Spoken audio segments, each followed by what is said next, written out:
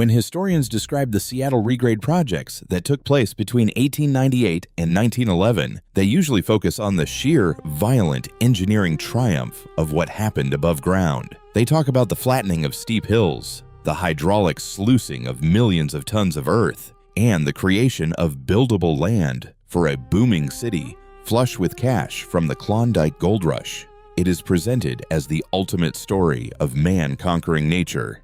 And we are told the pioneers decided the landscape was inconvenient, so they simply washed it away. But the real story, the one that barely appeared in newspapers, the one that even today sits quietly buried in archival footnotes, began below the surface. Engineers were instructed to level the hills across downtown Seattle and determine if the ground beneath could support a modern metropolis. The moment the workers began cutting into the hills and excavating the land, however, something entirely unexpected happened. They broke through layers that had not been exposed in living memory. Deeper than any settler construction supposedly reached, the crews found walls, streets, and foundations that completely defied the timeline of Seattle's official founding in 1851. The construction did not resemble the rough timber and brickwork of pioneer Seattle, but it was not just the impossible precision of the stonework that frightened the engineers, and it was the physical state of the stone itself. Deep beneath the hills, far below the city streets, they found massive stone surfaces smoothed as if shaped by tidal action. They found lower structures coated in marine growth patterns. They found foundations covered in thick salt deposits that only form after extended periods of submersion. According to the history books, Seattle was barely 50 years old at the time. So how could massive, precision-cut stone foundations be buried deep inside a solid hill, covered in ocean barnacles and sea salt? Today, we are going to dive into the impossibilities of the Seattle Regrade. We are going to look at the classified photographs of the giant circular wells and the metal reinforced stone. We are going to examine the terrifying evidence of prolonged water saturation that breaks the timeline of the American West. And we are going to ask the question, did pioneers build Seattle? Or did they simply build on top of a city that had drowned? When the excavation teams first moved past the recognizable layers beneath Seattle's hills, their expectations were simple. They believed they would find natural glacial deposits, perhaps some scattered pioneer debris, and the muddy remnants from the Great Fire of 1889 that destroyed much of the downtown area. But within months, that simple assumption collapsed, because instead of a straightforward geological sequence, as the teams uncovered the stack of urban layers that did not behave the way a normal frontier town is supposed to behave, the first major anomaly was alignment. Each layer, the post-fire reconstruction, the pre-fire settlement, and whatever lay beneath them all seemed to follow the exact same street grid, the same angles, and the same geometric orientation. Different building periods should not do that. Different builders with different purposes, separated by what should have been generations of construction, do not naturally build in perfect alignment with infrastructure that officially did not exist yet. Yet, beneath Seattle, streets from one era ran directly above streets buried meters below them. Foundation walls shared the same orientation. Drainage systems followed trajectories that seemed planned from a single master design, one that no city planner of record had ever actually drawn.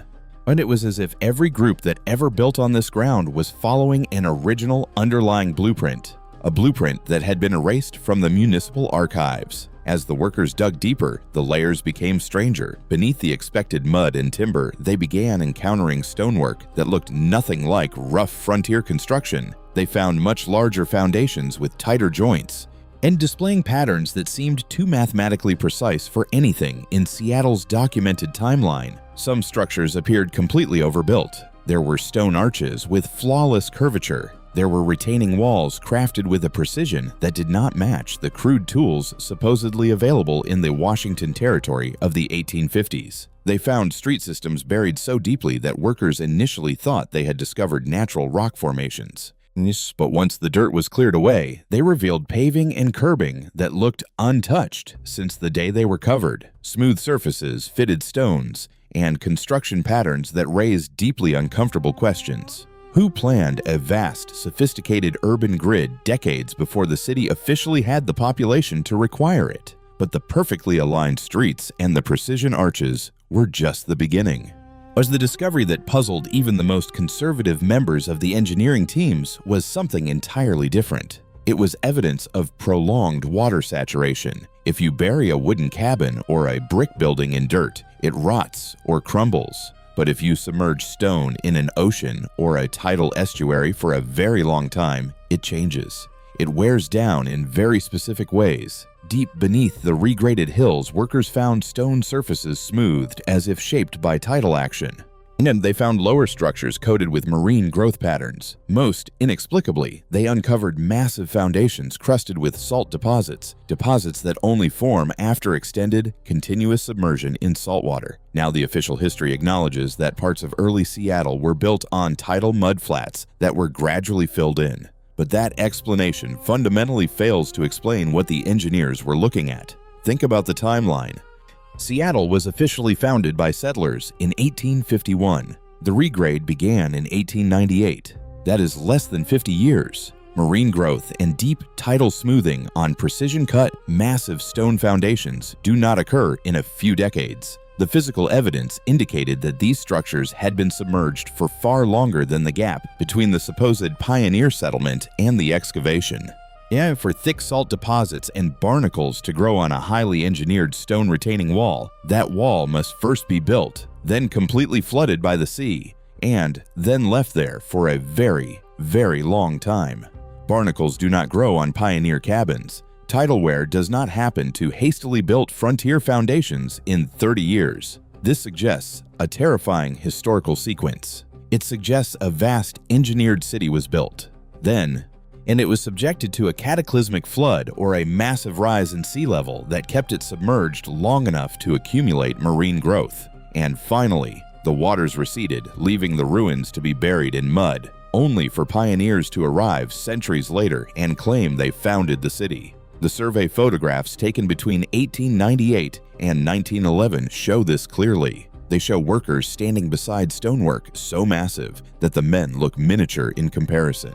And they show blocks cut so precisely that even today, modern masons examine the images trying to identify what tools could have produced such clean edges. These joints and angles resemble the infrastructure of cities with centuries of development, not a rough frontier town barely 50 years old. And yet, they were covered in the biological signatures of the deep ocean. As the excavation teams pushed deeper into this impossible, tidal-worn city, the technological anomalies escalated.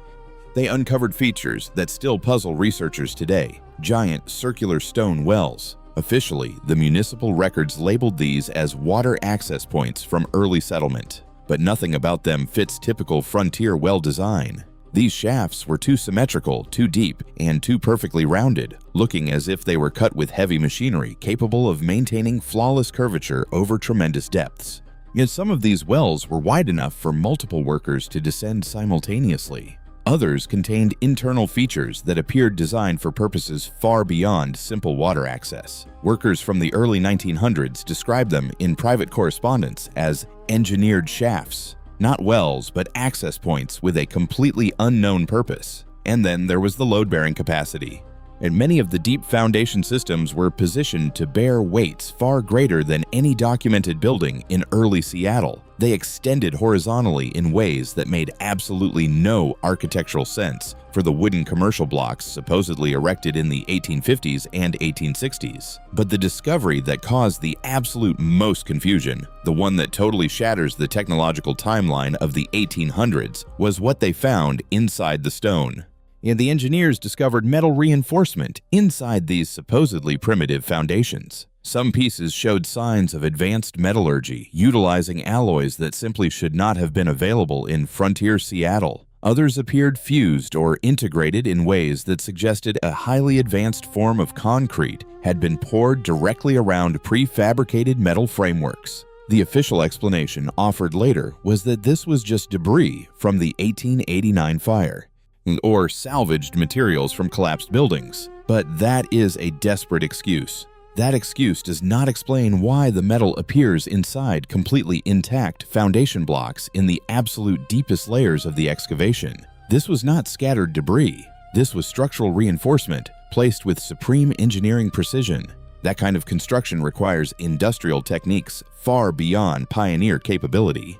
And far beyond anything documented in the Washington Territory of the 1850s. They were digging through the ruins of a highly advanced, industrialized civilization that had been drowned, buried, and forgotten. So, if you are a city engineer and you uncover a geometrically perfect, metal-reinforced, tidal-worn city buried under your feet, what do? You call the archaeologists, right? You halt construction to study the greatest historical find of the century. And that is not what happened. Soon after these extraordinary discoveries, something highly unusual began taking place across the excavation sites. Excavations were filled rapidly with regraded material. Certain areas were covered over before proper documentation could even be completed. Deep sections of the old, magnificent street systems were buried under massive amounts of earth and never reopened. Some of this was officially justified as practical necessity, and they claimed the regrade needed to proceed, and that urban development could not wait for archaeological study. But the decisions about which areas to bury first raised quiet, deeply unsettling questions among observers, because the structures that were covered the most quickly were always the ones that challenged the official timeline the most severely. The perfectly cut wells, the oversized foundations, the sophisticated drainage systems, and the impossibly aligned street networks. These were the sections prioritized for immediate reburial. When you study the final years of the Seattle Regrade project, the pattern is impossible to ignore. The most significant discoveries were actively buried, not preserved, not studied, buried. The deeper the excavation teams went, the more the tone of their documentation changed. Early reports were straightforward, but later entries became cautious and incomplete, as if the writers were suddenly constrained by unseen authorities in what they were allowed to record.